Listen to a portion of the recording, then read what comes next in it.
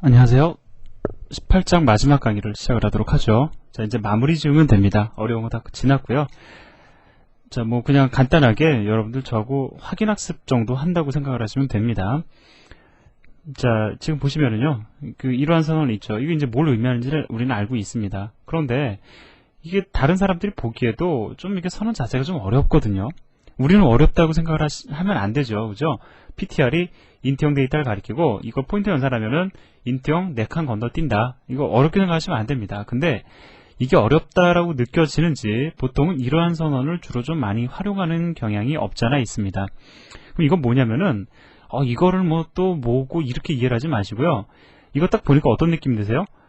자, 이거 아마 이 빈칸이 지금 뭔지 몰라도 뭐 이러한 형태의 배열의 이름이 전달될 수 있겠다라는 어떤 그런 이미지가 상당히 강하죠. 예를 들어서 4다라고 하면은 뭐 여기에 2가 오든 3이 오든 4가 오든 자, 이러한 류의 배열의 이름이 인자로 전달될 수 있음을 강하게 지금 피력하는 형태의 어떤 문장입니다. 그래서 이거는 뭘 의미를 하는 거냐면요.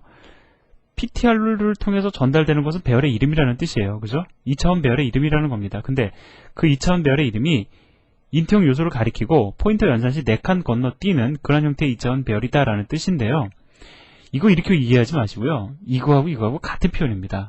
자, 이거를 조금 더 보기 좋게 마치 배열의 이름이 인자로 전달된다라는 그러한 뉘앙스를 조금 더 풍기는 표현이다라고 생각하시면 돼요. 그게 아주 정확한 겁니다. 그래서 얘와 얘는 사실 같은 표현이거든요. 자, 그래서 당분간은 여러분들은 이렇게 쓰시기 바랍니다. 그래야지 포인터의 본질을 이해하실 수가 있어요. 이러한 조금 이렇게 눈에 보기 좋은 그러한 것을 지금부터 사용해 버릇하시면은 포인터의 본질을 여러분들이 깨달으시는데 오히려 방해가 될 수도 있습니다. 자, 그러니까 이러한 표현을 많이 쓰시고요. 다만 이러한 표현이 이거와 같은 의미를 지닌다라는 것 더불어 기억을 하시기 바라고요. 이것이 같은 의미를 지니는 순간은 매개 변수로 선언되었을 때만 같은 의미를 지니는 겁니다. 자, 왜 그런지 한번 볼까요? 자, 이 경우를 한번 보도록 하자고요. 자, 이 경우를 보면은 자, 지금 ARR1을 인자로 받을 수가 ARR1이라는 배열의 이름이 지니고 있는 주소값을 전달받을 수 있어요. 왜? 얘와 얘는 PTR1과 ARR1은 타입이 같기 때문에. 자, 근데 아까 앞에서 이거하고 이 표현이 같은 의미를 지닌다라고 해서 이렇게 매개 변수가 아닌 이러한 지역 변수로 선언을 해버리시면 문제가 됩니다. 왜 그러냐면 컴파일러는 뭐라고 생각을 하냐면 얘가 배열을 선언을 하는 과정에 있어서 이 값을 갖다가 숫자를 빼먹었구나 라고 생각을 한다라는 거예요. 자, 따라서 이거 값은 사용 안 하는 것이 좋겠죠.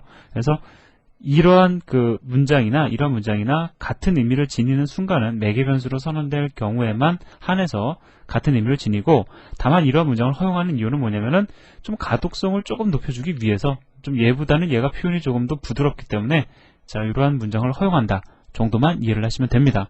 이렇게 바뀌어서 쓰시면 절대로 안 되는 거예요. 자, 그 정도로만 말씀을 드리면 될 것 같고요. 자, 그러면 제가 항상 이 괄호를 갖다가 쳐드렸는데 괄호를 안 치면 어떤 의미가 되느냐, 이거 여러분들 이미 알고 계시는 거예요. 그죠? 저는 이걸 여러분들께 17장에서인가요? 설명을 드렸고요. 이거는 18장에서 설명을 드렸습니다. 근데 비교하는 과정도 한번 거치면 좋겠죠? 자, 이건 뭐죠? 가로를 치면 이 에스크리터 연산이 여기에 붙습니다. PARR이라는 건 포인터다라는 거예요. 포인터라는 선언입니다. 얘는 포인터입니다. 근데 그 포인터는 어떠한 타입이냐면 인트형 요소를 가리키고 인트형 블록 4칸씩 건너뛰는, 언제? 포인터 연산 시 그러한 포인터고요. 자, 이거는 우리 배열 읽을 때 어떻게 읽습니까? PARR은 배열인데 왼쪽에 오는 데이터 타입을 요소로 지니는, 즉 인트형 포인터를, 싱글 포인터를 요소로 지니는 배열이다라는 거죠. 길이가 4인 그러한 배열이다라는 겁니다. 그래서 이러한 선언을 통해서 얻게 되는 건 뭐냐면 이러한 형태의 배열을 여러분들은 선언하시게 되는 거예요. 얘는 배열입니다. 각각의 요소는 인트형 포인터, 싱글 포인터를 저장할 수 있는, 자, 이러한 형태의 배열이 형성이 되는 거고요. 따라서 이 경우에는 몇 바이트 메모리 공간을 할당할까요?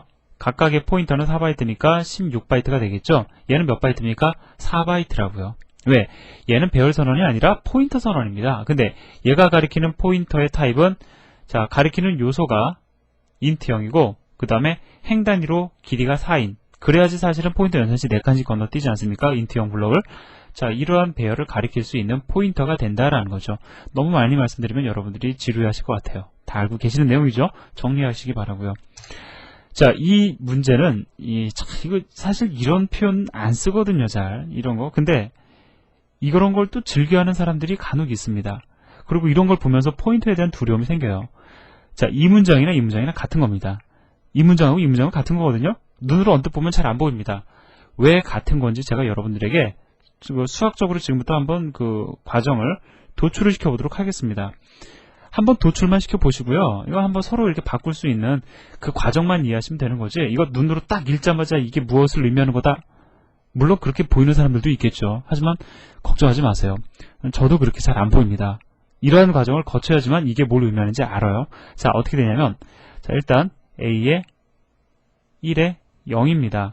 그럼 우리의 기본 법칙은 뭐냐면은 A의 I는 항상 성립하죠. A가 배열의 이름이나 포인터 이름인 경우에 A의 I 플러스의 에스크리터와 같다.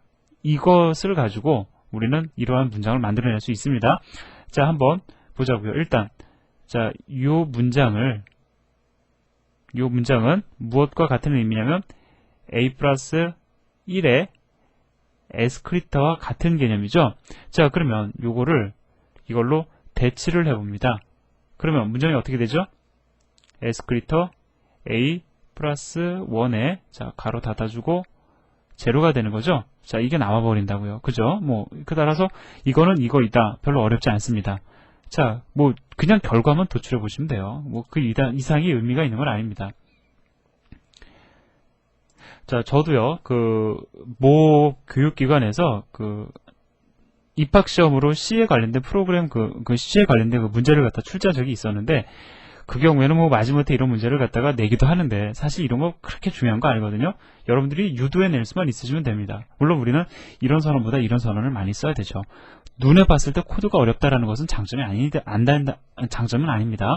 자, 그럼 이거를 갖다가 이렇게 한번 바꿔볼까요? A의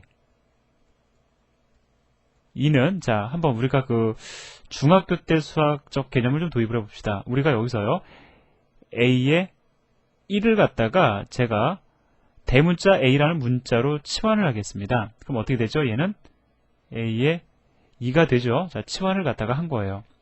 그냥 치환 안 하고 그냥 이렇게 읽으셔도 상관은 없죠. 자, 그럼 이 문장은 무엇하고 같습니까? A 플러스 2의 에스크리터하고 같은 문장이죠. 자, 그럼 이제 A를 갖다 복원을 시킵니다. 그럼 어떻게 되죠? 에스크리터 A의 1. 그 다음에 플러스 2가 되죠. 결국은 이 문장 나온다라는 거예요. 자, 이런 순서로 여러분들이 유도하실 수 있으시면 됩니다. 자, 이건 이제 제가 따로 안 해드려도 그냥 여러분들에게 하나 맡겨보도록 하겠습니다.